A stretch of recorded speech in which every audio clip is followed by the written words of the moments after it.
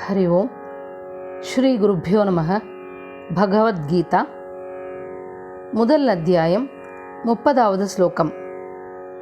காண்டீவம் ஸ்ரம்சதே ஹஸ்தாத் த்வக்சைவ பரிதஹ்யதே நச ஷக்னோம்யவஸ்தாதும்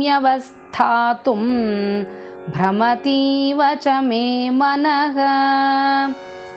பதம் காண்டீவம் ஸ்ரம்சதே ஹஸ்தாத் த்வக் சைவ பரிதஹ்யதே பரிதஹ்யதே நச்ச நச்ச ஷக்னோமி அவஸ்தாதும் பிரமதீ இவ ச மே மனஹ.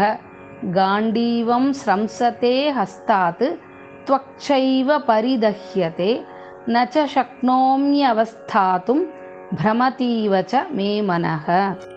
இந்த ஸ்லோகத்தின் பொருள்: காண்டீவம் ஹஸ்தாத்து ஸ்ரம்சதே.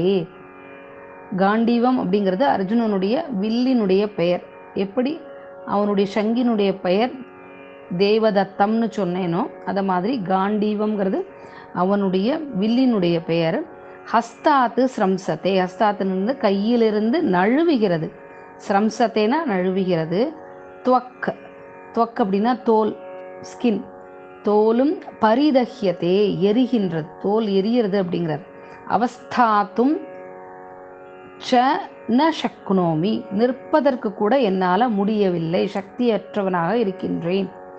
மே மனக பிரமதி இவ, என்னுடைய மனமும் சுழல்வது போல இருக்கின்றது. காண்டீவம் என் கையில் இருந்து நழுவுகின்றது, என்னுடைய தோலும் எரிகிறது, நிற்பதற்கு கூட நான் சக்தியற்றவனாக இருக்கின்றேன், என்னுடைய மனமும் சுழல்வது போல இருக்கின்றது அப்படின்னு தன்னுடைய நிலையை கிருஷ்ணனிடம் எடுத்துச் சொல்கிறான் அர்ஜுனன்.